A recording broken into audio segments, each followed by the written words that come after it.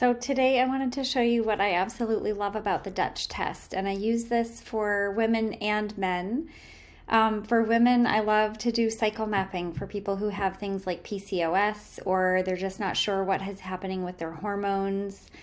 We can actually see what is happening with estrogen and progesterone throughout the cycle and where it should be.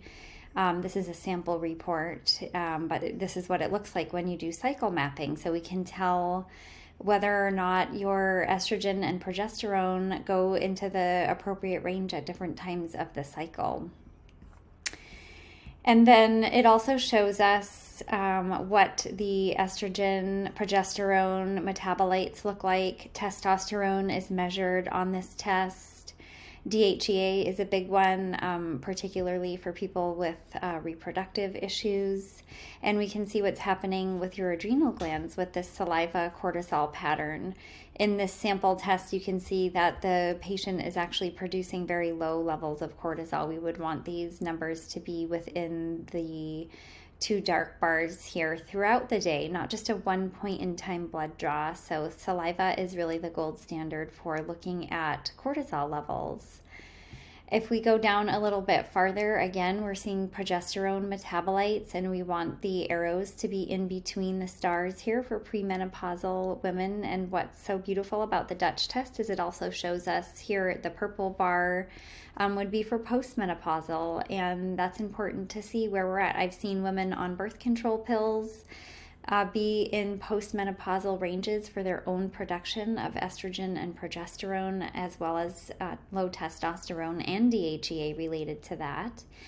And then if you've been looking at any of my posts, you've seen that I am really big on detoxification. So this test is so beautiful because it also shows us what is happening with detoxification in the body. And so it looks at the pathways for estrogen metabolism and whether or not we're going down a cancerous causing route, or if we're pushing our estrogens down the preferential route, here the green arrow. So that's phase 1 detoxification, and as well as what's happening in phase 2 detoxification. What we really don't want to see is an adequate or fast phase 1 and a slow phase 2, because that means you are reabsorbing not only estrogens but other toxins in the body. This will show us whether or not you're actually pushing toxins and estrogens all the way out of the body. So a lot of times when women come to me with estrogen dominant type symptoms, lots of PMS, breast tenderness, and other things, we can see that that's actually related to poor detoxification and that those estrogens are just recirculating in the body. Or for women who come to me with things like facial hair, thinning hair, we can see, well, what are your androgen levels? What are your testosterone levels? How is your body breaking those things down? There is so much value in this test. I absolutely love it. I don't work for Dutch. I just use this test to change people's lives because it really shows us what is happening with hormonal balance. We can go as far as to do the cycle mapping.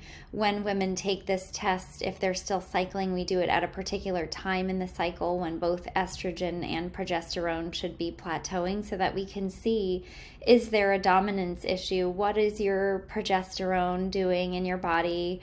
I think the information is absolutely so valuable. It has become my favorite test, and I would love to have it ordered for you and work with you on your hormones.